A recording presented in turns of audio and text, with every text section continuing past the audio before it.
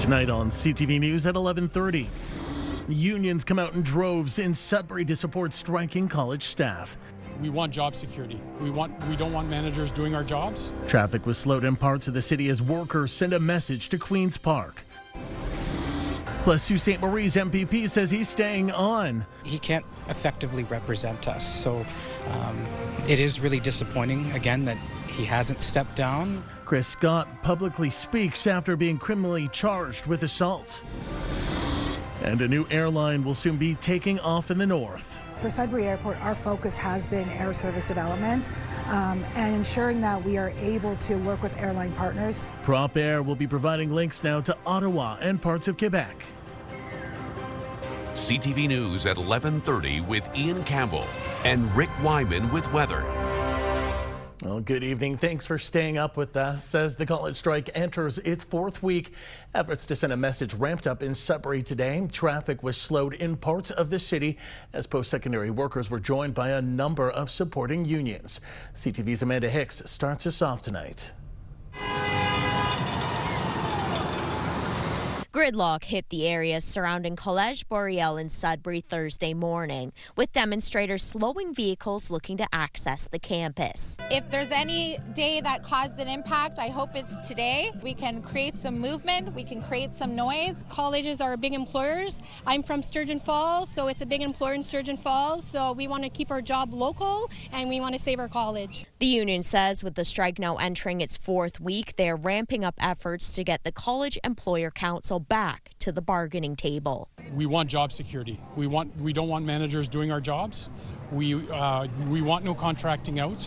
We want to make sure that the college and the jobs that we have, we're all specialists. All the people behind me are specialists in their field. That's why we were hired. The College Employer Council says there are no talks planned at this time, saying that both sides are at an impasse. There's significant job protection available there. There's significant job protection around contracting out, where you will not lose your job as a direct result of contracting out. So the suggestion that they need more enhanced, we don't think is reasonable, and certainly not in the manner by which they're pursuing it. An estimated 300 plus people are here from Sudbury to Elliott Lake to West Nipissing. The crowd includes Collège Boreal workers and supporters from other unions who have rallied to show their solidarity, including the Canadian Postal Workers Association and the United Steelworkers Union. Enough is enough with the government stepping in and ruining or interfering in the proper collective bargaining process. And it's time we all take a stand and stand for each other. And for the Canadian Union of Postal Workers, we're taking a stand not just for each other, but for the public. The union says ultimately their goal is to secure their future and return to work. We love our jobs, we love our students, and we want to be able to go back inside that building and do what we were hired to do. Amanda Hicks, CTV News, Sudbury. Meanwhile, another day on the picket line for employees of Timmins Transit. They say they stand united to ensure 3 of their co-workers are paid as well as they are. CTV's Lydia Chubak has the latest. 39 Timmins Transit employees are on the picket line. They're members of the Canadian Union of Public Employees Local 1544. They rejected the city's offer and for the first time are on strike. We came to an agreement with the bargaining team on Friday and thought that this had been resolved, but we'll wait to hear from them to find out what it exactly is they're looking for and how they want to go about starting conversation again to see if we can get there. The QP members declined the city's offer for not providing 3 service workers enough money. The issue is that they haven't presented enough of a top-up for the service people. So they kind of left them behind. Fleury says a service worker cleans the buses and the shelters and picks up garbage around the terminal.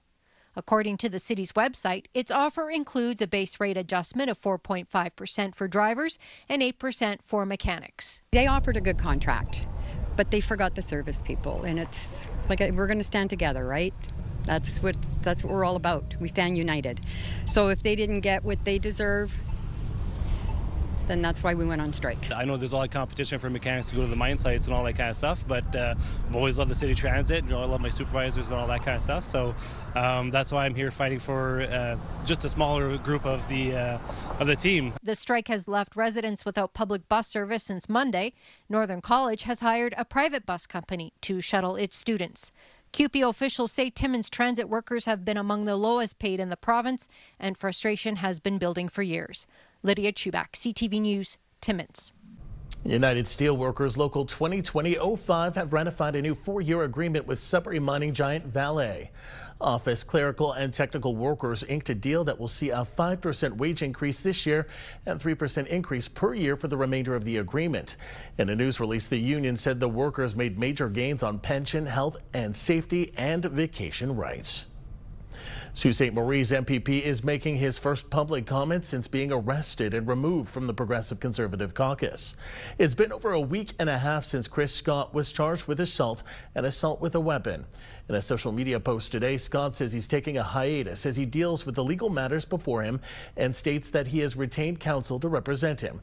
Despite calls for his resignation, he says he's staying on. Scott says, "I am taking a short leave from partisan and non-essential public appearances, but remain fully committed to serving the people of Sault Ste. Marie as I was elected to do." Members of the Provincial Riding Association for the New Democrats, who felt just over 100 votes shy of Scott last election, say he needs to resign while he deals with his legal troubles. His main pitch to voters here, though, was that he would be close to the Premier. He's worked in his office, and that he would have close connections to the PC government, who have very clearly set him aside. Not saying that independents can't get things done, but he's in a very unique circumstance where he's ostracized at Queen's Park. He can't effectively represent us. So it is really disappointing, again, that he hasn't stepped down.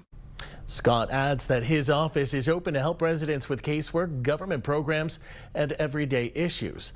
McLeod believes Scott has lost the public trust and worries that residents will be hesitant to go to his office for assistance. New tonight, we're learning more about some of the major weather that hit our region this summer, including a downburst that hit Samuel de Champlain Park near Mattawa. The Northern Tornadoes Project initially determined the downburst that hit the area had a damage rating of EF1 that has since been upgraded to an EF2 with maximum wind speeds of 190 kilometers an hour. The storm caused millions of dollars in damage and forced the park to close for the rest of the season. Officials have also confirmed a tornado hit Oscar Lake near Chapleau in the early morning hours of July 28th. Satellite imagery was reviewed of the tornado's path and determined the area saw an EF1 tornado with estimated wind speeds of 145 kilometers an hour. A parent storm later produced a second tornado further east near Hellyer Lake. Investigators in Sault Ste. Marie are looking to the public for help in tracking down a stolen heritage plaque. The plaque was taken from the side lawn of Precious Blood Cathedral in the 700 block of Queen Street East sometime between Tuesday and Wednesday this week. It's 24 inches high and wide and made of brass. It highlights the church's history in the neighborhood. Anyone with information is asked to contact police. A heads up for the city of Timmins. The bears are out. They're more active, fattening up for hibernation, but not every bear sighting is an emergency. Officials are clarifying tonight that an emergency situation is only when the animal poses a threat to personal or public safety and is exhibiting threatening behavior. They say you should call 911 if it enters a schoolyard when school is in session, stalks people and lingers on site, enters or tries to enter a home, or wanders into a public gathering. The toll-free Bear-Wise reporting line will remain active until November 30th, 24 hours a day, 7 days a week. Progress continues at the old St. Joseph's Hospital site in Sudbury. The building has been torn down, just a pile of rubble remains. In August, the city issued a demolition permit for Panoramic Properties to tear down the 75-year-old structure. Panoramic bought the building in 2010, and it had been idle ever since. Some tense moments in Sagamok west of Sudbury this afternoon after the Anishinaabe police issued a shelter-in-place order around noon. A man was seen walking around the Fort Cloche, Beaudryville and Maple Ridge subdivisions with a gun. The shelter-in-place order was lifted 2 hours later after the man was found in possession of a pellet gun. No charges are being laid. An early morning robbery has led to an arrest in North Bay. A man approached a pickup truck parked by a business on Drury Street and loaded a bicycle into the bed of the truck. He then reportedly opened the driver's side door, punching the driver while trying to pull them out of the vehicle. A witness intervened and the suspect fled on foot. North Bay police found the man a short distance away and arrested him. A 41-year-old man is facing several charges. The victim, meantime, was taken to hospital with minor injuries. A crash on Highway 11 in Valrita, just outside Kapuskasing, has sent one person to hospital. Emergency crews responded to a serious crash early Tuesday morning that closed the highway in both directions for 5 hours. The driver was taken to hospital with non-life-threatening injuries. A new air service is taking off from the Greater Sudbury Airport this fall, providing direct service for the first time in 10 years to Ottawa. In a few weeks, Prop Air will be providing flights from Sudbury to Ottawa every day except Saturdays at 6:30 a.m., returning at 9:10 p.m. Whether travel is for business or leisure, the flight offers connections to Montreal and Quebec City. While some northern airports are seeing airlines scale back, Sudbury officials say that's not the case here. We're all facing the same challenges from a regional perspective, but for Sudbury Airport, our focus has been air service development and ensuring that we are able to work with airline partners to increase and improve the level of service for our community. Pre-pandemic, the Sudbury Airport saw close to 270,000 passengers per year. In 2025, the airport has seen 140,000 passengers to date, but Varelli says significant growth is anticipated in the years to come. Well, tonight, Sudburyans had something special to look at in the downtown core. Yes, that is the Sudbury Water Tower. They're all lit up in blue and pink in honor of breast cancer awareness. The idea was a collaboration brought forward by Venture Pitch 2025, an event held tonight highlighting innovation and business growth. October is Breast Cancer Awareness Month. Time now for a short break here on CTV News. Coming up, Rick will have your full weather forecast. For now, a look at the current conditions, and we're seeing a little bit of a thunderstorm activity make its way in between the Wawa and Chapleau areas. Kapuskasing, you're our hotspot at the moment at 18, 10 in North Bay, 10 in Sudbury, 12 in Sault Ste. Marie. Clear skies everywhere else. We'll have details in a moment. When you see it happen, send it to CTV News. Text 10400 from your screen to ours. Text 10400. Well, we may be saying goodbye to all that sunshine that we've experienced for the last couple of days. We've got some precipitation moving into the northeast. You can see that band sweeping right across. Here's what it's going to look like by about noon tomorrow, and continuing into the weekend again with the chance of showers, 30%, 40%, even as high as 60% like Timmins. So let's get into some of the details right now. Sudbury Nickel Belt, chance of showers at 30% tomorrow, 23, 26 Saturday, Sunday, sun and cloud. Here we go with the chance of showers. Monday, Tuesday at 30%, 24, 16, your daytime highs. 11 on Wednesday with the sun and cloud. That's actually below normal for this time of the year. How about Sault Ste. Marie and Algoma? Chance of showers at 30% tomorrow, 24. Cloud cover Saturday, Sunday, 25, 24. And again, the chance of showers Monday, Tuesday, that temperature falling 16 and 12, your daytime highs. Only 11 next Wednesday with the sun and cloud. And again, that is still below normal. Timmins, Cochrane, Kapuskasing. Here we go with the 60% chance of showers for a couple of days to kickstart your weekend tomorrow and Saturday. 22, 25, warming up to 28 on Sunday, chance of showers. And again, dropping down to 21 Monday with the chance of showers. That trend continuing into Tuesday with a high of only 14. Then how about Wednesday? A high of 9. Overnight low of -3 with sun and clouds. So the temperatures and conditions are changing here in the northeast. Temiskaming Shores, Kirkland Lake, chance of showers tomorrow 21. Cloud cover Saturday 25. Sun and clouds Sunday 27. We've got 22 Monday. Nice transition here. Chance of showers, more of the same Tuesday. A high of only 13. Wednesday, a high of only 10 with the sun and cloud. Overnight low of -2. And again, that temperature is below the normal of 13 for this time of the year. And the last look at North Bay, West Nipissing. Chance of showers tomorrow at 30%, 23 the high, 26 Saturday. Sunday 26 as well with the sun and cloud. Monday, Tuesday, chance of showers both days, 24 and 16. Wednesday, how about sun and cloud, 11. And again, a low of 2 degrees. So, Ian Campbell, the temperatures are changing after all. This is the month of October. Leaves change colors and the weather patterns also change, and so do the temperatures and conditions. Back to you. As long as they don't change too fast. Thanks, Rick. Well, there's mixed news for Algoma Steel in Sault Ste. Marie today. The company has announced stakes in a large contract out west, but its latest quarterly report outlines significant losses for the steelmaker. The company has estimated that the third quarter will amount to between $80 and $90 million before all deductions. Shipments are expected to be upwards of 420,000 tons, with the reduced figures largely related to the ongoing trade war with the United States and heavy tariffs on the steel industry. On a brighter note, Algoma is a part of a strategic collaboration to supply steel for a major railway project in Western Canada. CEO Michael Garcia alluded to the deal earlier in the week while his company and the government announced $500 million in loans for the steelmaker. We've talked to companies in Canada working on a high-speed rail line between Edmonton and Calgary.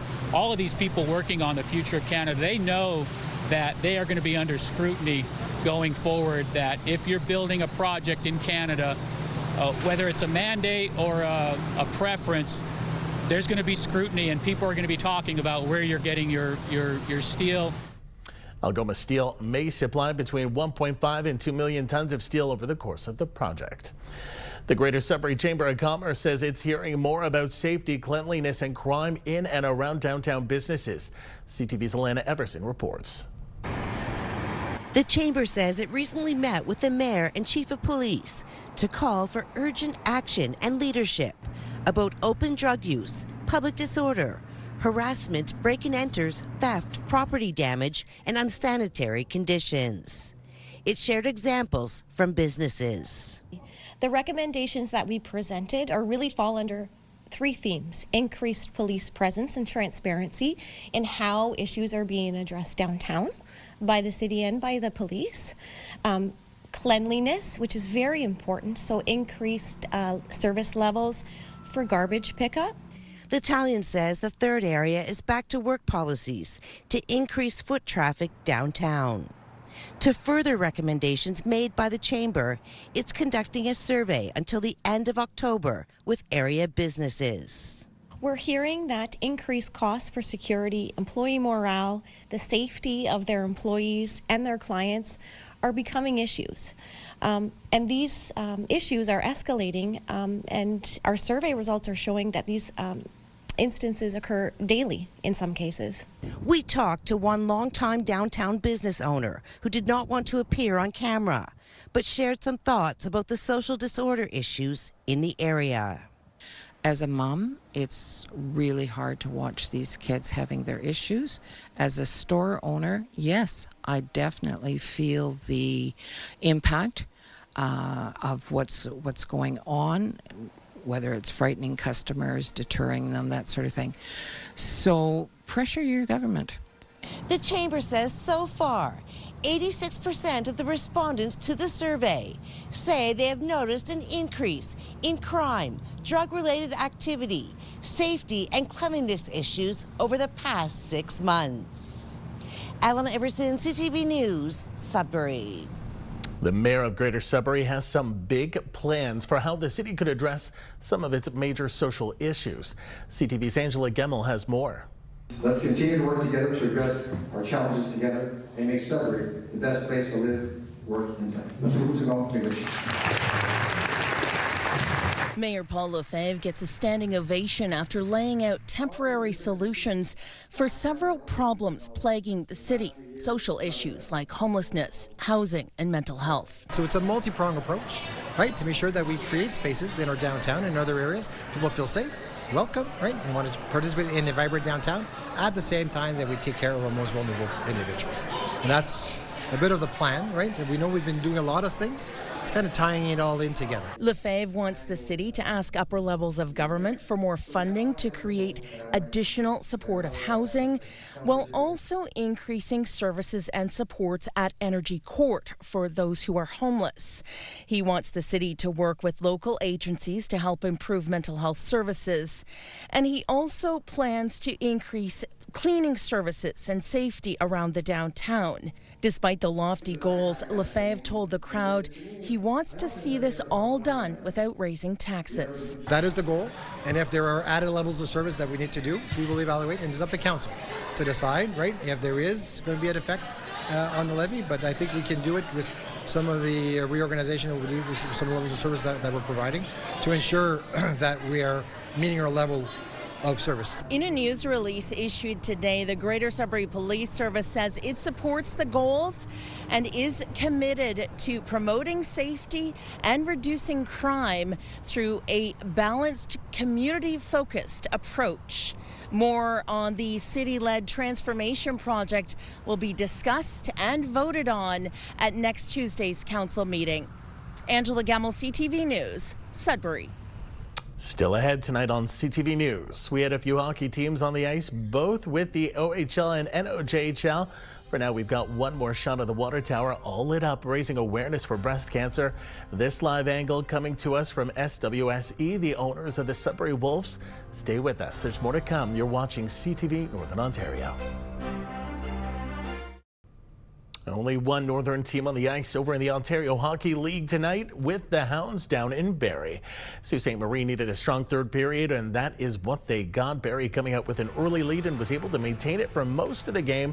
2 goals, however, in the third, changing things up a bit, including a tying goal from Jordan Sharon, sending it to a shootout. The Hounds win this one 5-4.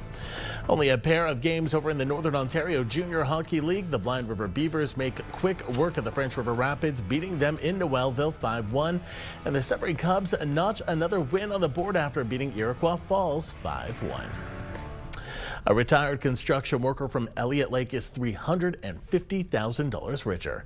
Melvin Harry Heath says he's never owned a brand new car and is planning to treat himself to some new wheels, but winning isn't all about him. He's planning to share some of the windfall with his siblings. There's lucky, and then there's being Marcel Leclerc. Leclerc won $3 million playing Instant Platinum recently, but it's not the first time he's won big. In 2017, Leclerc collected a $1 million check from OLG after playing Encore. The 72-year-old retiree from Sudbury says he's going to buy a house and share this win with the family. Congratulations to both of you. Jared Keeso is coming back to Sudbury for another series, this one titled I Killed a Bear. This is the 4th time New Metric Media has come to Sudbury for production, which the city says is great for Sudbury tourism.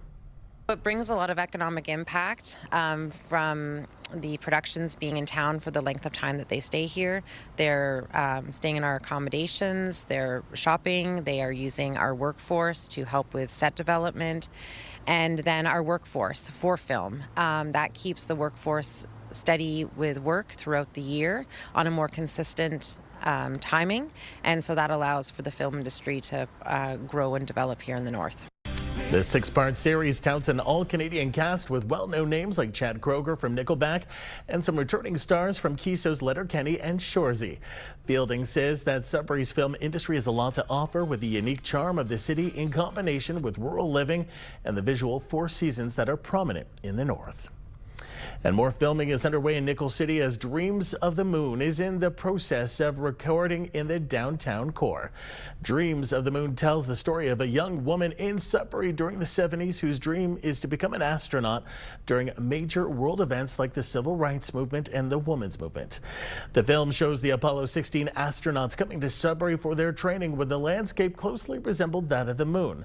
Alphonse Adetuyi, the director, is originally from Sudbury and spoke about how the vast landscape change in the environment that pose challenges for filming.